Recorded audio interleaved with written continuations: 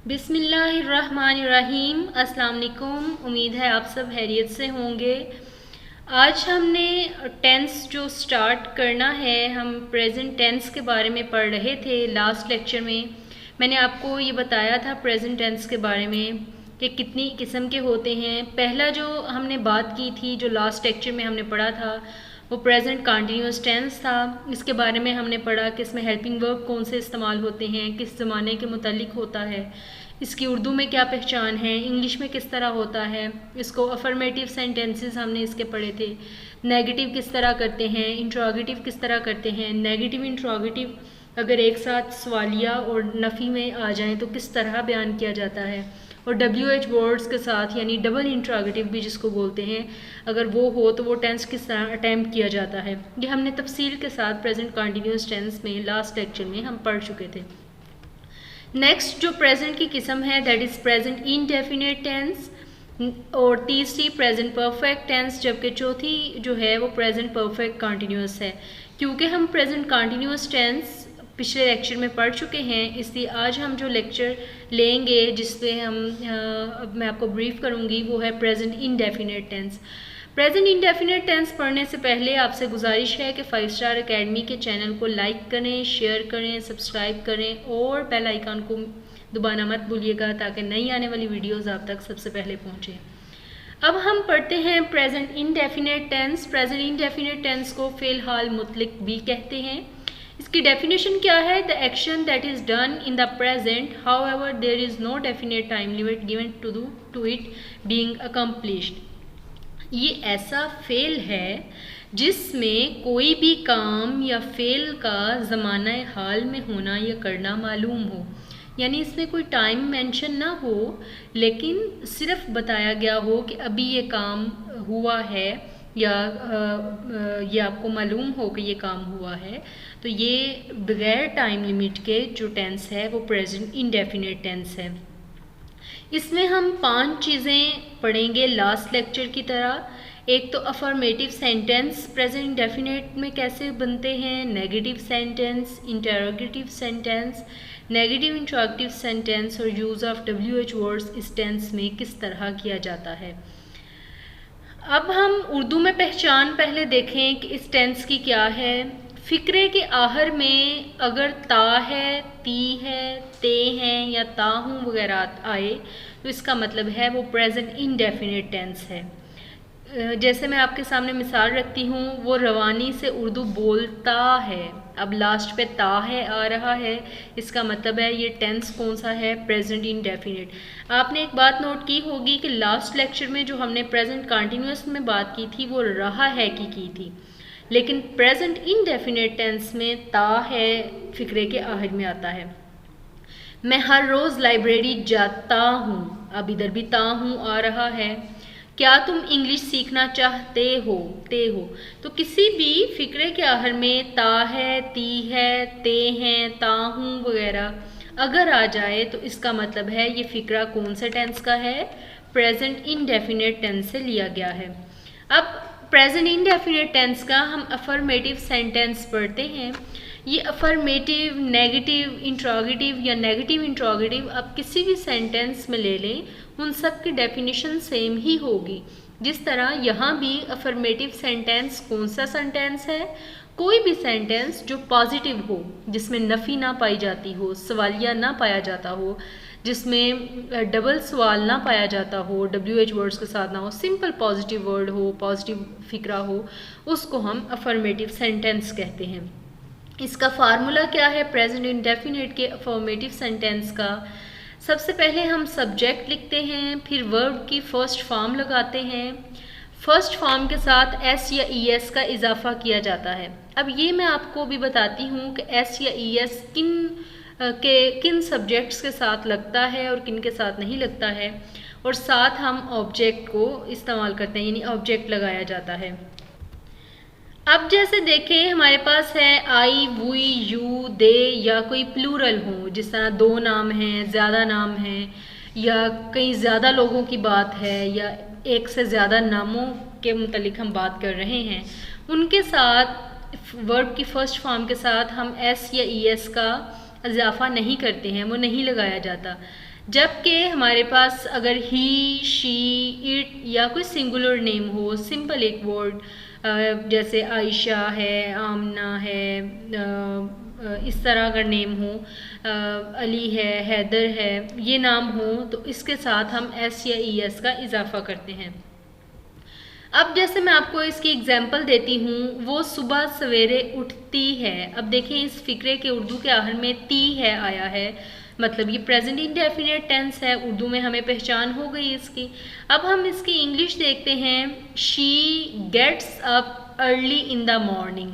अब आपको अगर पीछे याद हो तो मैंने ये बात की थी कि ही, शी, इट या सिंगुलर होंगे तो उनके साथ एस या ई एस का इजाफा होगा। ये भी मैं आपको बताऊंगी कि ई एस कहाँ पे लगेगा।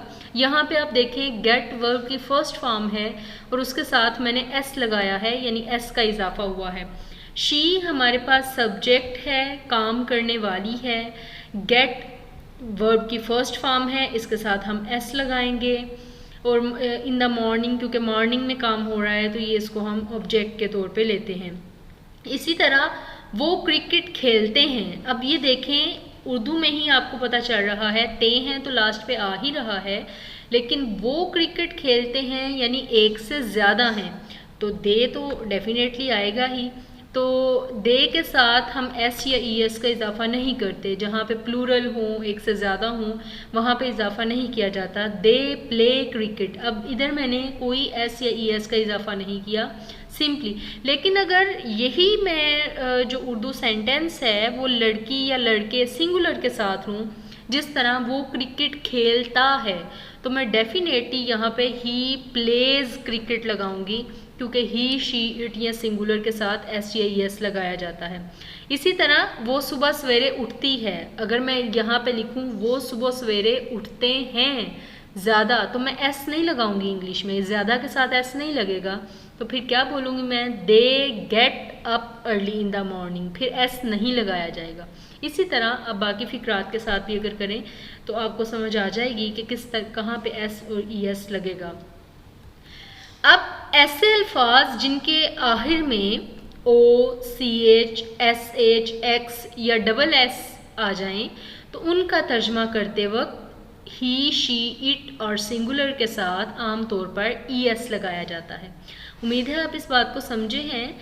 मतलब ये कि कोई भी वर्ब, कोई भी लफ्ज़ जो वर्ब है, वर्ब की फर्स्ट फॉर्म, वो अगर ओ पे एंड हो रही है, सी एच पे एंड हो रही है, एस एच पे, एक्स पे या डबल एस पे, तो उसमें वो वर्ब अगर ही, शी, इट या किसी सिंगुलर नेम के साथ आ जाए तो लास्ट पे ई एस लगता है।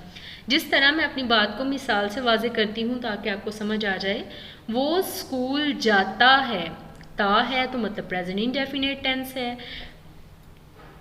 He goes to school. अब देखें गो वर्ब की फर्स्ट फॉर्म है, साथ मैंने क्या लगाया, ई एस।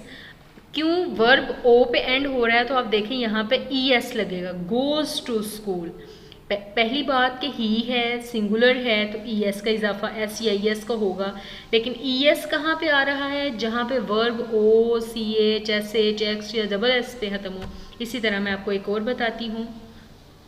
अहमद अपने कपड़े धोता है, अहमद वॉशेस हिज क्लॉथ। अब ये देखें वर्ब एस एच पे एंड हो रहा है, तो इसके आखिर पे हमने क्या लगाया, ई एस लगा दिया। तो ये जो इन वर्ड्स पे ख़त्म नहीं होते उनके साथ एस लगाया जाता है। जो O, C H, S H, X या डबल एस पे ख़त्म होते हैं वहाँ पे हम ई एस का इजाफा करते हैं वर्ब की फर्स्ट फॉर्म के साथ। अब हम चलते हैं नेगेटिव सेंटेंस की तरफ। Any sentence that is negative, कोई भी सेंटेंस जिसमें नफ़ी पाई जाती हो, जिसमें नहीं का इजहार हो, ना बोली गई हो, नफ़ी में हो, उसको हम नेगेटिव सेंटेंस कहते हैं। प्रेजेंट इंडेफिनिट टेंस का थोड़ा सा फार्मूला डिफरेंट है इसका नेगेटिव करने के लिए। सब्जेक्ट के साथ डू या डज लगाते हैं प्लस नॉट। अब डू कहाँ पे लगता है या डज कहाँ पे लगता है ये मैं आपको बताती हूँ। Plus first form of verb plus object लगाते हैं। अब ये मैंने डू और डज की बात की। आई, वी, यू, दे या प्लूरल जिनके साथ एस या ई एस का इजाफा नहीं होता उनके साथ हम डू लगाते हैं। लेकिन जिनके साथ SEIS का इजाफा होता है, जिस तरह ही, शी, इट या सिंगुलर, उसके साथ हम डज लगाते हैं। लेकिन जब डज लगा दिया जाए तो वर्ब की फर्स्ट फॉर्म ही आती है, उसके साथ SEIS नहीं लगाते, क्योंकि वो वाला SEIS डू के साथ लग के डज बन चुका होता है। अब जैसे मैं आपको मिसाल देती हूँ, देखें, वो सुबह सवेरे नहीं उठती है, सिंगुलर है। She does not get up. अब देखें, गेट के साथ मैंने एस नहीं लगाया है, वो शुरू में डज आ गया है। शी डज नॉट, तो नफ़ी में SEIS का इजाफा वर्ब के साथ नहीं किया जाता है। She does not gate up early in the morning. वो क्रिकेट नहीं खेलते हैं, they do not play cricket. अब इस तरह अगर हम वो क्रिकेट नहीं खेलती है तो फिर शी के साथ क्या आ जाएगा, डू नहीं आएगा, डज आएगा। She does not play cricket, क्योंकि शुरू में डज आ चुका है, इसलिए वर्ब की फर्स्ट फॉर्म के साथ SEIS का इजाफा हम नहीं करेंगे। तो ये था नेगेटिव टेंस। आगे हम देखते हैं interrogative sentence. Any sentence that asks question, कोई भी सेंटेंस जो सवाल पूछता है उसको इंट्रोगेटिव सेंटेंस कहते हैं। फार्मूला, अब नेगेटिव में हमने सब्जेक्ट के बाद डू या डज लगाया था, क्योंकि वो नहीं में था, और साथ नॉट लगाया। लेकिन क्योंकि ये इंट्रोगेटिव है, सवालिया है, तो डू या डज सब्जेक्ट से पहले आ जाएगा, फिर सब्जेक्ट आएगा, फिर वर्ब की फर्स्ट फॉर्म आएगी, फिर ऑब्जेक्ट आएगा प्लस क्वेश्चन मार्क आएगा। जिस तरह मिसाल से हम मज़ीद वाज़े कर लेते हैं, क्या वो सुबह सवेरे उठती है, डज शी। अब देखिए, डज वो है आ गया, फिर सब्जेक्ट शी है, first form of verb get है, get up early in the morning, does she get up early in the morning. लेकिन अगर हम इसी को ज़्यादा के साथ करें, क्या वो सुबह सवेरे उठते हैं, तो फिर इधर डज नहीं आएगा, क्या आएगा, डू आएगा, क्योंकि हम ज़्यादा की बात कर रहे हैं। Do they gate up early in the morning. इसी तरह क्या वो क्रिकेट खेलते हैं, डू दे प्ले क्रिकेट। लेकिन अगर सिंगुलर के साथ करें तो क्या आएगा, जिस तरह क्या वो क्रिकेट खेलती है, डज शी प्ले क्रिकेट, फिर इधर डू नहीं डज आएगा। तो जो ही, शी, इट या सिंगुलर हैं उनके साथ डज लगाएंगे, और डू किन के साथ आएगा, आई, वी, यू, दे, या प्लूरल के साथ डू आएगा। इसके बाद हम देखते हैं नेगेटिव इंट्रोगेटिव सेंटेंस क्या होता है। Any sentence that asks question which is negative in meaning, कोई भी सेंटेंस जो सवाल भी पूछ रहा है और साथ नेगेटिव भी है, नफ़ी भी रखता है, उसको हम नेगेटिव इंट्रोगेटिव सेंटेंस कहते हैं। जिस तरह इसका फार्मूला क्या होगा, वैसे ही ये नेगेटिव और इंट्रोगेटिव के फार्मूले को मिक्सअप करके बनेगा। देखें, डू या डज प्लस सब्जेक्ट, ये हम इंट्रोगेटिव में कर रहे थे, प्लस वर्ब की फर्स्ट फॉर्म प्लस ऑब्जेक्ट, ये सारा हम इंट्रोगेटिव में पढ़ा है। नॉट इधर नेगेटिव वाला लग जाएगा, जो किसके बाद लगेगा, सब्जेक्ट के बाद। तो फार्मूला क्या बनेगा, डू या does plus subject plus not plus verb की फर्स्ट फॉर्म प्लस ऑब्जेक्ट और क्वेश्चन मार्क। जिस तरह क्या वो सुबह सवेरे नहीं उठती है, does she not gate up early in the morning. Does start में आ गया, देन सब्जेक्ट मैंने शी लगाया, फिर नॉट है, फिर वर्ब की फर्स्ट फॉर्म है, और देन आगे ऑब्जेक्ट है। अब क्या वो क्रिकेट नहीं खेलते हैं, do they not play cricket. तो अब देखें, इसमें भी डू पहले है, फिर सब्जेक्ट है, फिर नॉट लगाया, फिर वर्ब की फर्स्ट फॉर्म प्ले लगाई, देन क्रिकेट ऑब्जेक्ट है वो मैंने लगा दिया। इसी तरह क्या वो क्रिकेट नहीं खेलते हैं को अगर सिंगुलर के साथ करें, क्या अली क्रिकेट नहीं खेलता है, तो फिर क्या लगेगा, फिर लगेगा does Ali not play cricket. तो फिर इस तरह किया जाएगा। अब हम चलते हैं यूज़ ऑफ WH वर्ड्स की तरफ। जिस तरह WH वर्ड्स कौन से हैं, हु है, हाउ है, why, when, where, whose, what, ये सारे के सारे WH वर्ड्स हैं। इनका फार्मूला क्या होगा, इंट्रोगेटिव वाला फार्मूला तो आपको याद है ना, do does plus subject plus verb की फर्स्ट फॉर्म प्लस ऑब्जेक्ट और क्वेश्चन मार्क। ये सारे इंट्रोगेटिव वाले फार्मूलाज के शुरू पे हम WH लगा देते हैं, तो इसको हम ये WH वर्ड्स के लिए फार्मूला है प्रेजेंट इंडेफिनिट टेंस का। इसको हम दूसरे या आम अल्फाज में डबल इंट्रोगेटिव भी कहते हैं। अगर आप WH वर्ड को साइड पे करें और बाकी फार्मूला देखें, do does plus subject plus verb की first form plus object plus question mark, तो ये सारे का सारा फार्मूला इंट्रोगेटिव का है। और स्टार्ट में अगर WH वर्ड आ गया तो ये डबल इंट्रोगेटिव सवाल, दो डबल सवाल जो है डबल इंट्रोगेटिव हो गया। जिस तरह वो कहाँ जाती है। Where does she go, where WH word से आ गया, डज फिर शी सब्जेक्ट, फिर गो आ गया वर्ब की फर्स्ट फॉर्म। इसी तरह तुम कब उठते हो, when do you get up, तुम कब उठते हो, तो when do you get up. तो ये मेरे ख्याल से आपको अच्छे से समझ आ चुकी है। मज़ीद मिसालों से हम वाजे करते हैं। शी वियर्स न्यू क्लॉथ, वो नए कपड़े पहनती है। ही टीजेज हिज मदर, वो अपनी माँ को तंग करता है। अब देखें ये सिंगुलर हैं तो मैं इनके साथ STIS का इजाफा कर रही हूँ। अली हेल्प्स अदर, अली दूसरों की मदद करता है। Sonia does not watch cartoons, Sonia cartoon नहीं देखती है। अब देखें इनके लास्ट पे ता है, ती है, ते है वगैरह आ रहा है, तो ये प्रेजेंट इंडेफिनिट टेंस है। The girls do not wear glasses, लड़कियाँ चश्मा नहीं पहनती हैं, लगाती हैं। Do the people go to बाज़ार, क्या लोग बाज़ार जाते हैं। Does Ahmad not go to school, क्या अहमद स्कूल नहीं जाता है। Do people not enjoy on Eid, क्या लोग ईद पर लुत्फ़अंदोज़ नहीं होते हैं।